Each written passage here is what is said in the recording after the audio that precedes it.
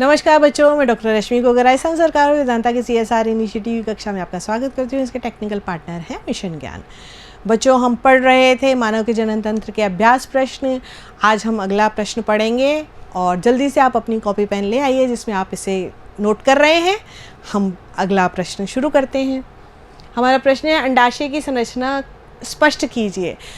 ऐसा ही प्रश्न आपका जो प्रश्न 5 है उसमें एक टिप्पणी भी दे रखी है अंडाशय के रूप में, तो उसमें आप यही लिखेंगे जो अभी हम पढ़ने जा रहे हैं कि अंडाशय के बारे में आपको बताएंगे। आपको पता है कि ये स्त्रियों का प्राथमिक जननांग अंग है ना।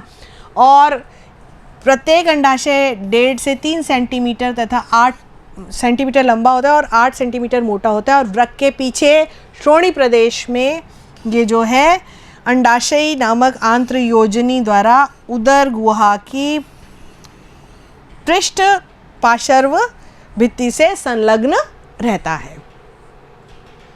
अंडाशय के द्वारा अंडाणुओं की उत्पत्ति होती है ना, ओवा की उत्पत्ति होती है और मादा हार्मोन जो एस्ट्रोजन और प्रोजेस्टेरोन है उसका स्रावण किया जाता है।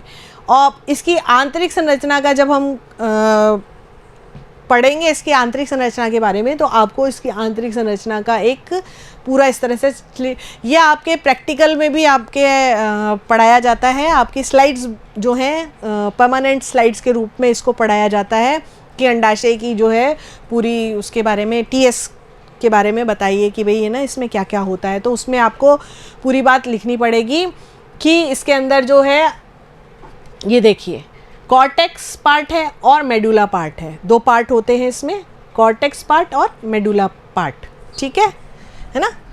कॉर्टेक्स और मेडुला संयोजी उत्तक के तंतु होते हैं और बीच में क्या होता है, स्ट्रोमा भरा हुआ होता है इसके अंदर, है ना।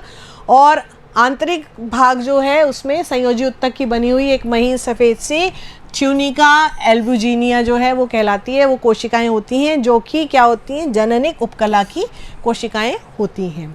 और स्ट्रोमा जो है वो वल्कुटीय क्षेत्र में, जो कॉर्टेक्स क्षेत्र है वहाँ पर स्ट्रोमा होता है।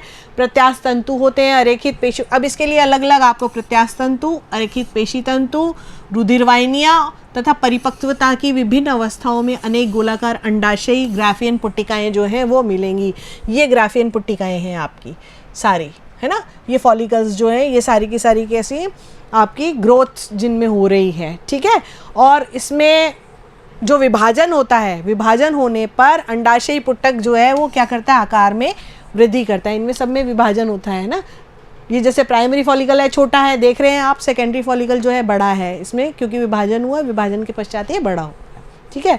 इन कोशिकाओं में एक कोशिका शीघ्रता से क्या करती है, आकार में वृद्धि करती है और अंडाणु का निर्माण करती है, ठीक है। और जो पुटक परिपक्व होता है वो क्या कहलाता है, ग्राफियन पुटक कहलाता है। इसके लिए ये देखिए, यहाँ देखिए आप, ये देखिए ग्राफियन पुटक, ये क्या कहलाता है, ग्राफियन पॉलिकल, ये ग्राफियन पुटक कहलाता है, ठीक है। अब अंड कोशिका के बाहर की तरफ एक पारदर्शी पतला जोना पेल्यूसिडा बन जाता है जिसके बाहर की ओर जो है स्तंभी कोरोना रेडिएटा का स्तर बनता है। यहाँ पर देखिए ये कोरोना रेडिएटा का स्तर है, ये रहा, ये आपको दिख रहा है ना। और इसमें बीच में क्या हो जाता है, ये एंट्रम बन जाता है, ठीक है, जो कि एक गुहा है ना।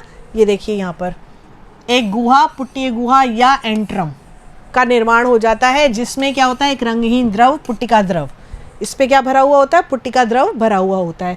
तो ये पूरा का पूरा क्या है, ग्राफियन फॉलिकल है। ग्राफिक पुटक में एक स्थान पर जो है, एक पर्टिकुलर स्थान पर जो है वो किसका, पुट्टीय गुहा का विस्तार नहीं होता। इस भाग में क्या होता है, अंड कोशिका युक्त संरचना कणिका में कला की कोशिकाओं की एक संयोजक पिंड के द्वारा जुड़ी रहती है, दीवार से जुड़ी हुई रहती है, ठीक है। यहाँ पर आपको ये पूरे अच्छी तरह से दिख रहा होगा। यहाँ पे देखिए प्राइमरी फॉलिकल में ये देखो जोना पेल्यूसिडा बन रहा है ना, जोना पेल्यूसिडा। ये बीच में क्या है, ऊसिस्ट है आपके, ठीक है। ये ग्रेन्युलोसा सेल्स हैं और ये थीका सेल्स हैं। ये आपका प्राइमरी फॉलिकल है। उसके बाद आपका ये सेकेंडरी फॉलिकल है, ठीक है। इसमें बीच में क्या बन गया, एंट्रम बन गया, है ना। और यहाँ पर ये क्या है आपके, कोरोना रेडिएटा, ऊसिस्ट है बीच में। इस तरह से आपको पूरा का पूरा चित्र बना करके और इसके बारे में लिखना पड़ेगा।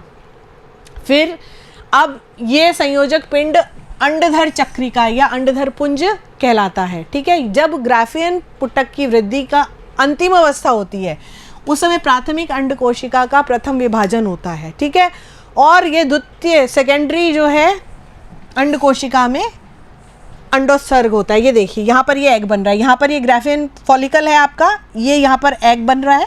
ये एग अब यहाँ पर क्या होगा, रिलीज हो जाएगा, है ना। ये देखिए यहाँ पे ये रिलीज हो रहा है, एग जो है ये रिलीज हो रहा है। ठीक है, उसके बाद क्या होता है कि ये जो पार्ट है वापस आपका कॉर्पस ल्यूटम बना लेता है। क्या बना लेता है, कॉर्पस ल्यूटम, है ना। ये देखिए परिपक्व पुटिका के फटने से अंडाणु मुक्त होकर बाहर आ गया, एग बाहर आ गया, और जिसके पश्चात फटी हुई पुटक कोशिकाओं के द्वारा पीले रंग की एक ग्रंथिल संरचना बन जाती है, जिसे क्या बोलते हैं, ये पीले रंग की ये संरचना आपको दिख रही है जिसको बोलते हैं कॉर्पस ल्यूटियम। ठीक है, इसकी विशेषता ये है कि ये अंडाणु के निषेचन होने के पश्चात भी बनी रहती है ना। कॉर्पस ल्यूटियम जो है अस्थायी अंतःस्रावी ग्रंथि का कार्य करती है। इसके द्वारा क्या होता है, प्रोजेस्टेरॉन और एस्ट्रोजन हार्मोन्स का स्रावण किया जाता है जो गर्भाशय तथा स्तन ग्रंथियों को क्रियाशील बनाता है। ठीक है, एक वयस्क महिला जो होती है उसके दोनों अंडाशयों में लगभग 4 लाख ग्राफियन पुटक पाए जाते हैं। इनमें से जो अधिकांश हैं वो अपहृसन के पश्चात मासिक धर्म के द्वारा जो है बाहर, शरीर से बाहर निकाल दिए जाते हैं, है ना, जो कि आपको पता है औसत काल कितना 28 दिन का होता है। ठीक है, ये देखिए ओव्यूल बाहर आ गया, उसके बाद ये कॉर्पस ल्यूटियम बन गई और ये यहाँ पर डीजेनरेटिंग है, और ये जो है कितनी होती हैं, लगभग कितनी होती हैं, 4 लाख होती हैं। ठीक है ना, तो इस तरह से आपको समझ में आ गया कि अंडाशय के बारे में जब आएगा तो आपको पूरा का पूरा उसके बारे में लिखना है, उसका चित्र भी बनाने हैं, और चित्र बनाने के बाद उसकी पूरी संरचना के बारे में आपको लिखना पड़ेगा। तो ये टिप्पणी के रूप में भी आ सकता है और निबंधात्मक प्रश्न भी आ सकता है। तो यहाँ पर ये वाला हमारा वीडियो ख़त्म होता है, आगे वीडियो में फिर मिलेंगे, तब तक के लिए नमस्कार, थैंक यू।